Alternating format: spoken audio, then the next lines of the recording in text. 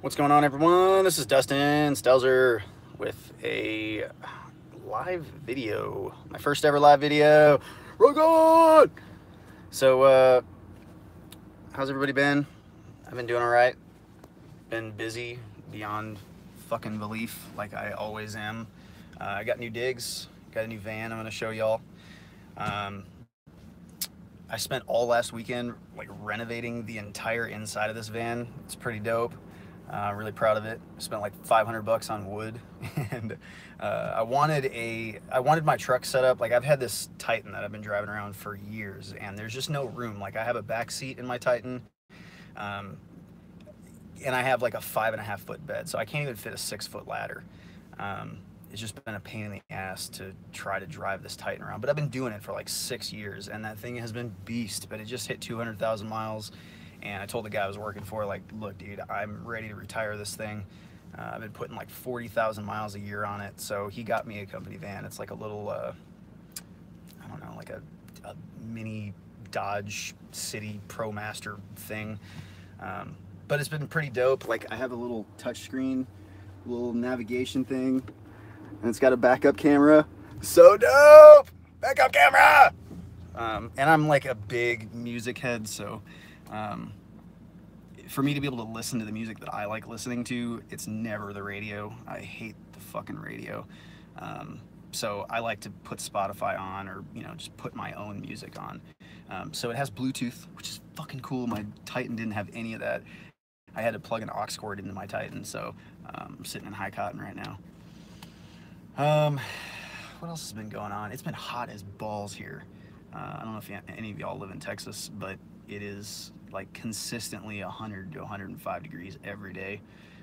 So just working out in the heat has been pretty treacherous. I've still been going to the gym like 4 or 5 times a week. So getting off work and yeah, the beard's gone. I know, dude. Don't I look like a fucking like weird 14-year-old Ken doll?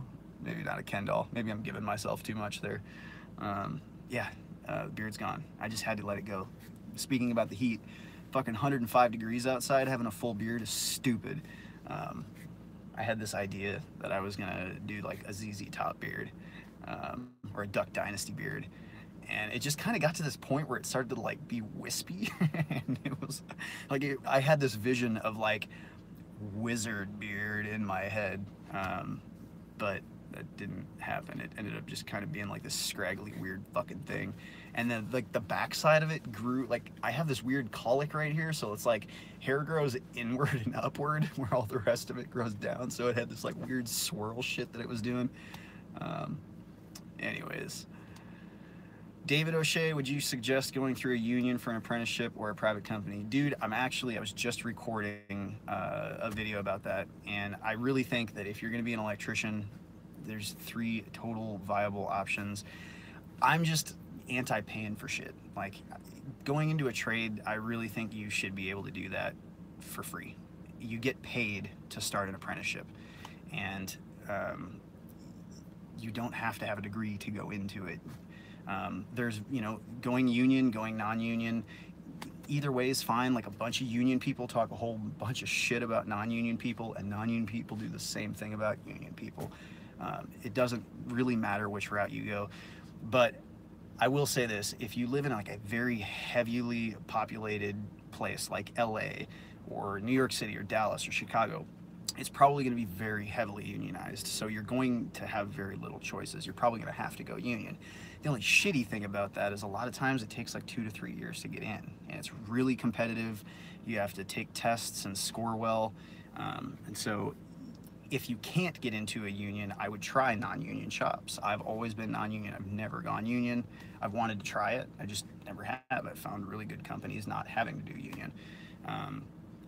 But if you have tried like 20 or 30 non-union shops and you've tried union and you still can't get in anywhere, then going to a trade school or community college to learn this stuff is not a bad idea.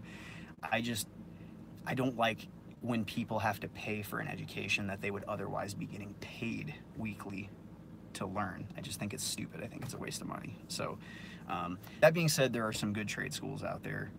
My last video was kind of about, like don't go to trade school, but there are good trade schools out there, and there's some places where you have to go to trade school before you can even get into an apprenticeship. So that's my 2 cents on it. Sorry, dude, I'm getting way too many comments in. I can't read all of them. Passed, not passed. I don't think, David, I don't think I saw your last comment. Can I click on this? I'm sorry, dude. I'm totally juvenile to this whole thing. It's my first ever live video. I'm getting in, oh, James Bale, I'm getting into trade school for free right now. Fucking dope, dude. Are your parents paying for it, or do you have like a military background or something, or how are you getting into it for free? I wish that I would have had a paid way to go through trade school, because like the school part of it is not bad. It's not that I'm against school. I've gone to so many different colleges for so many different things. Like I've had a lot of not follow through in my day before I started to learn what follow through was. Tennessee has 2 years free of schooling, James says. Wait, like the state says that anybody that goes in can just go for free for 2 years? That would be dope if that was possible. Fuck, man. I'm moving to Tennessee. Texas doesn't have anything like that. That's pretty cool though, man.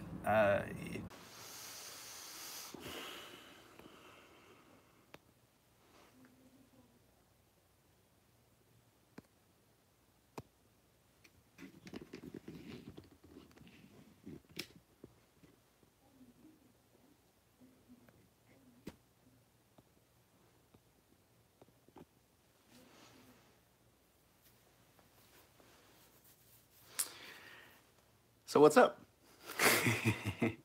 Sorry about that. Phone problems. Like I said, I'm new to this whole thing. So anyways, what were we talking about? Paid education, maybe? So yeah, my whole thing on trade schools, like that dude was saying, if he has a free way to go to trade school, then fuck, dude, I would take that in a heartbeat. Like if I had parents that would pay for me or something to go to trade school, then it would definitely be worth it. But honestly, just getting into the trades, getting an apprenticeship, and being able to start working and wear tools and get paid to learn every day, I think is the best way to go about it. It's just silly to pay for something that you can get paid for, in my opinion. Some of you have expressed a desire for me to, wait a second, you know anybody who was on the military that can become an electrician? That's what I'd like to do right now. No, I don't know anybody personally, but I do get comments from people, a lot of people that are in the military, they're in an electrical program in the military, or that they're in the military and they have nothing to do with electrical, but that they want to transition into that. I think that people that are coming from the military have a really, really good chance at just getting hired in general anywhere, especially in the trades. In the trades, construction workers, people that work with their hands and like have to know what hard work is. I think just in general, those people get along, tradesmen and the military. They get each other. I think that people going from the military into like a corporate job have a little bit harder time, because it's like going from a place where you can say fuck every 2 seconds to going to a place where they're saying you have to speak with ambiguity and, you know, like you just have to be polite and be corporate. So that's my piece on that. Have any of y'all gone to trade school? Or how many out there that are listening right now, how many of you are actually electricians? APEC, what would be the first way to get an apprenticeship? The easiest way. There's a few routes. I think I just talked about this earlier before the feed cut. Sorry, I'm going to repeat myself, but getting into an apprenticeship, there's 3 different ways. First and foremost, like if you live in a big city or something where you have unions around and it's like heavily unionized, you probably don't have a choice. You're just going to have to go into the union. A lot of times you got to wait several years, so getting into the union can just, what's up, Juan? Getting into the union can be really difficult if you live in like LA or New York City or whatever, so you may have to wait to get a slot. And you get a test for it, you got to have some sort of like academia behind you, be able to do math. If you go non-union, you don't even have to worry about any of that. You just go apply at places. Like you can search in Google, search your city's name and say like, I live in Cedar Park, Texas. It's near Austin. I just typed Cedar Park electrician, and like all of the electricians come, and I would just start applying to every single one of the top rated companies in your area. And if you've tried like 20 or 30 companies, like you've tried every single thing that you can think of, and you can't get an apprenticeship, either union or non-union, you just have to wait, then go to trade school. Trade school is not a bad thing. It's just that you have to pay to do it. Whereas if you get an apprenticeship, you're being paid to do it. So that's my whole shtick there. How do you, like, have any of you all ever done live videos? This is my first one. How do I view the comments, like all of the comments while recording one? That's what I want to know. Like I have a little X up here that'll get me out of this. The 3 little dots down here. Share, no. I don't know, dude, I don't know what I'm doing. I need help. Live chat. There we go. SCO just started about 3 months so far. I'm already doing 90% of the service calls myself. Is that normal for a helper? Fuck no. No way, dude. If you've only been 90 days in, you really should not be left independent, especially if you're like dealing with, you know, working live. Apprenticeships are 4 years long. So there's a reason that it's 4 years. So SCO NYC, are you from New York City? Because I feel like that's a troll comment. In New York, I just don't imagine anybody working without being like 4 years into their apprenticeship, without like doing service calls especially. Arturo, saludos amigos. Hola, mi amigo. Yes, non-union. Dude, that's crazy. What kind of shit do you guys do? Is it like residential service calls or is it commercial? Beachtopia, what's up? So for me, I was residential first. Like all I did was massive custom homes. What's up, Norway? Residential, build it back. Does that mean like remodels and stuff? Anyways, so here's my spiel. If you're 90 days in, you have nowhere near enough experience, I think, to be able to handle most of the problems that you're going to come across. And there's a liability of you hurting somebody, hurting yourself. So that's why I say I don't think you should be independent that early on. It takes several years of doing this craft to really know how to deal with electricity without killing yourself, or like how to, you know, burn a house down. SCO says rebuilding Hurricane Sandy houses.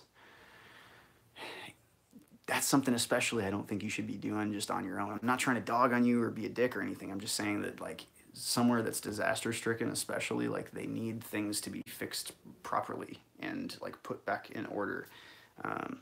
So did you have any sort of training? Did you go to any trade school? Did you go to any apprenticeship or anything?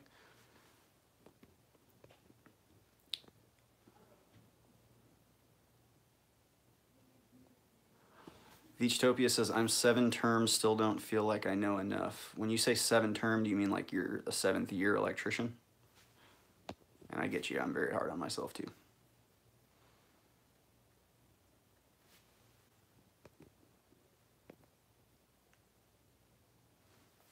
Okay, so SCO, you have a mechanic with you. Mechanic, for those of you that don't know, is a term that people call journeyman in different parts of the country, or even like different foreign lands. It's weird hearing them called mechanics. But yeah, like you should have at least have a journeyman with you. If you're going to service calls with a journeyman, some places you're going to be the one doing all the work. What's up, Leo? That's just how it is. Like some apprenticeships, when you get into them, you're going to do most of the work, and you're going to have a guy back there sitting there smoking cigarettes, just bitching at you and telling you what to do. There are a lot of other places where the mechanic or the journeyman does all of the work, and they're not going to let you touch anything. They're going to want you to run to the truck, grab wire nuts, come back, go roll up cords, go pull down ladders from the truck, and you don't get any real experience for a while. Personally, all the environments that I've been in, all of my apprentices work with their tools. They do the same shit I do every single day. They don't work hot. Like I keep them away from doing hot work until like they're, you know, several years in, and I just teach don't do hot work. That's my personal method. But I try to get my apprentices to be working and doing shit every single day. I don't hold them back, but I also don't push them out before they're ready. Let's see, more comments. Marcus, how long do you have to be an apprentice in the U.S.? It differs from place to place, but the majority of the U.S. is 4 years. So you have to have, you get 2,000 hours a year. So that's 8,000 hours of apprenticing, and then you can test to be a journeyman. There's some states like Texas here, we have a residential wireman's license, which is before the journeyman's license. So after 2 years, you can apply and be a residential journeyman or a residential wireman, which means you can be left alone on residential only jobs and be independent. But journeyman is 4 years, master is 6 years here. But there's some places like on the East Coast where they say it's a 5-year minimum. You have to be an apprentice for 5 years before you can even test to get your license.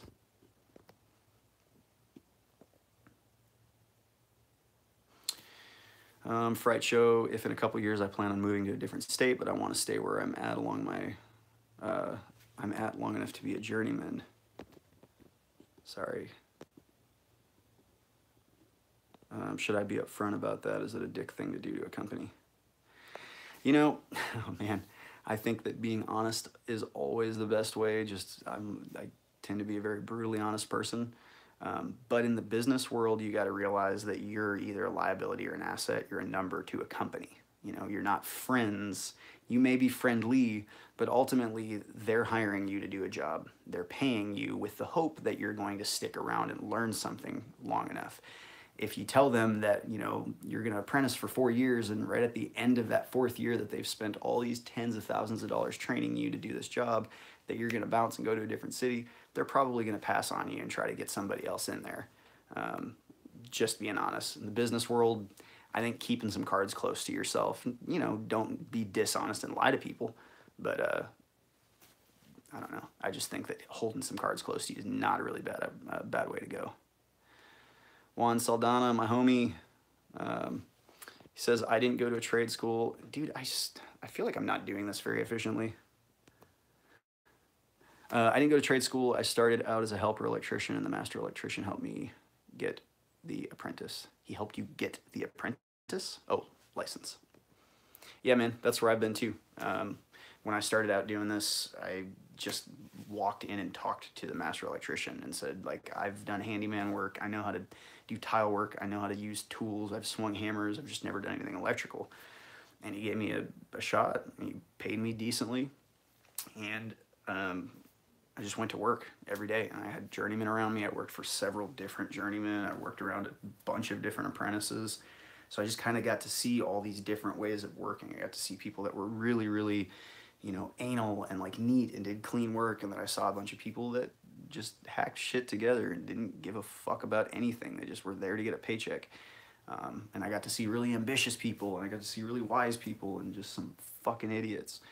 And, which was cool, because after a certain amount of time, you start developing your own style. Once you become a journeyman, that's the cool thing about being a journeyman, is that at that point you have your own style. You get to develop like what you do and how you work, because you're independent. You don't have somebody there telling you every day, no, do this, or no, don't do that, you know. So that's cool. Thanks for sharing, Juan. Scott Parrish, you know any people who have transferred documents hours from the military to civilian? I've heard some states have issue giving credit for documenting the hours. I gotta be honest, dude, I don't really know. I know that we have civilian licensing and hours, but I know that a lot of states like Texas, if you can prove hours and you have somebody that can sign off on your hours from another state, even if it's not a state that's like a reciprocal state, like in Texas, we have a few states, there's like a handful of states that we will unquestionably accept their hours. We have a reciprocating relationship with them. But a lot of states don't. So I know some journeymen that have come from like Minnesota, which we don't have that reciprocal license agreement with. As long as they can prove that they logged hours under a master electrician, or they have some sort of experience that makes the state recognize that they are not a liability out there, that they know what they're doing, then most states I think are going to be okay with that. I know it in Texas at least. I just don't know about everywhere else. But I got to think, man, if you have military experience, especially like hours as an electrician, I really think you're going to have you might have to fight a little bit with the city and like get in there and talk to them about all of this, but I just don't think that's what they're they're not looking at you and like scared about you working. They're looking for undocumented, unlicensed people. They're like handymen out there trying to go into some lady's house and like rewire a service, and they don't know what the fuck they're doing, so they're gonna burn the house down. Like, that's the kind of stuff they're looking for.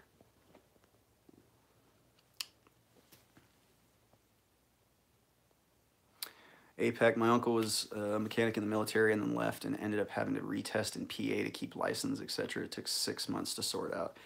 Yeah, dude, bureaucracies, that's all these licensing organizations. You got to remember they're government. So the head doesn't talk to the ass sometimes, but it sounds like he was still able to work it out, though, and I guess that's the whole moral. That's my point, is they were at least probably at some level able to figure something out with him. They didn't just deny him across the board all of that experience that he had accrued over that long.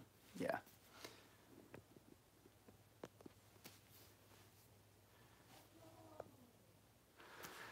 So what's else is going on? I think I talked about the new company van that I got recently. Still doing work down in Rockport, but we just finished one of the houses. I just did the trim out on it.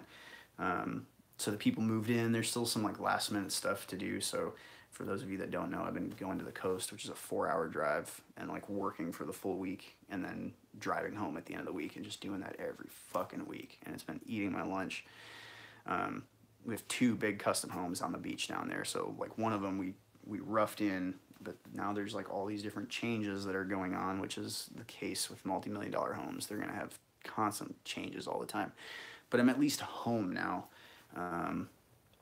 Still got more tools coming in. For those of you that watch the tool reviews, I don't do a lot of tool review videos. Most of the tool reviews that I've been doing have all been on the website. So like journeytomaster.com, if you go to tool reviews, I have a ton of tools over there that I've been, go to electricianu.com and go to like the tool reviews tab. I've got a bunch of tool reviews, but Home Depot is sending me like ridiculous amounts of tools. And Milwaukee, they're sending me all kinds of crazy shit. Like Milwaukee has these gloves that you can wear in the winter, which I'll never use here in Texas, but I just want to test them out. But they're battery operated and they have heating elements inside of them. So they're like winter gloves that are hot all the time, which working with electricity, I don't think that's a very good idea. But I think it's still dope that they're going to send me some, and I can at least do a review on it. I've got some more tool reviews coming. I'm actually recording them right now. I just got a whole new batch of tools. So I got this thing called the Megamax from Rigid. I don't know if any of you have even seen or heard about this, but the Megamax is like, it's like a base that looks like a Sawzall, you know, trigger in the body, and it's got a round thing, and you can detach the head of the Sawzall off and put like a rotary hammer and put that on, and it's the same trigger and it works as a rotary hammer, and you pull that off, and then you can put a right angle drill, which is like a hole hog, and you put that thing on. So it's 3 different tools that all share the same base, and they have Bluetooth batteries, so that's pretty fucking dope. I'm gonna do some videos on some of like the cooler stuff. Milwaukee has sent me some brushless, cordless 18-volt hammer drill and impact. What else? Diablo sent me a bunch of blades. Bosch sent me some blades. Another distance laser measuring tool. Everybody wants to send me those. I just don't use them. Like, they don't work outdoors, and I need something like that. If I'm measuring 400 feet, I need something that's got a strong enough laser that I can shine it and it hits 400 feet and tells me like, hey, it's 424 feet away. But none of the shit works outside, so I just don't use any of it. And I'm going to do some tool giveaways soon, too. I've been a little lax on that lately just because, again, I just don't have time when I'm on the road. But I've got some really, really cool shit that I'm going to give away. So stay tuned for that. Probably going to be doing that on Instagram again. Do any of y'all use Twitter? Is that even a thing? Like, I noticed that if I just going to Twitter, I feel like I'm Twitter stupid and I just can't find anybody, but like all the hashtags that are relevant to our trade, nobody even uses Twitter. APEC would love some new tools, but can't afford it right now. Yeah, dude. So make do what I have. Yeah, I get you, man. That's how it is. I just kind of got fortunate enough that Home Depot watched one of my videos and they decided to start sending me a bunch of tools so that I can review them. But I'm trying to give a lot of them away. because I know that's the case. SCO, I only buy Milwaukee. Dude, I am borderline 100% dedicated to Milwaukee. I've always been a Makita guy. For years, it's just like what the guys around me had. It was like, they used the old rigid shit, like the old NiCad stuff, the really bulky batteries and bulky rigid drills, and they used Makita, and Makita was like sleek and small, and you know, like some of their stuff was white and black, and then they had the blue and black, and now it's black and white. And so I've just, for 10 years, I've been a Makita guy. Everything I have is Makita, Makita, Makita. And I've been sleeping on DeWalt. I've been sleeping on Milwaukee. And so when Home Depot had that THD prospective thing in April, I went up to New York, and they just started showing me all the tools they have, and I didn't realize like how much shit Milwaukee has. They had 2 booths there. One booth was just all their power tools, and there's a lot of cool shit that they're coming out with. And they had another booth that was all just lighting. Like, they have so many different kind of job site lights, little pocket lights. Like, they have an entire lighting department that's as big as their tool department. So I'm super happy with Milwaukee. I'm a mega fan of Milwaukee these days. But DeWalt too, man. DeWalt's coming up with some crazy shit. They've got 60-volt batteries now. They're flex volt technology, which is nuts. You have 60 volts of power in a tool. And there's some tools that they have that you can take 2 60-volt batteries, slap them together into one tool, so you have 120 volts of DC electrical power. 120 volts in a drill. So that's pretty nuts. I like Milwaukee linemen's better than my Knipex or Knipex or Knipex. I don't even know how to say that shit. It's German. Every way that I say how to say it, somebody else says that I've said it wrong. But I did like the Knipex. I never had any problems with them. They were really rigid. They never like locked up or seized up. But I personally like the Kleins too. I see guys that are like brand loyal one way or the other, and I don't see the reason. I think both of them are just killer brands, killer tools. Milwaukee's also been trying to enter the hand tool game, which has been a little difficult for me because, you know, I'm such a Klein guy, and they're sending me all of this stuff from Milwaukee that they've got like versions of, and I'm like, I don't feel right about using something that from somebody that, like, yeah, their company's been around for a really long time, but they're just now starting to get into the whole, you know, pliers game. Klein's been around for a long ass time. Klein's been making tools for a really long time. So I just stick with Klein.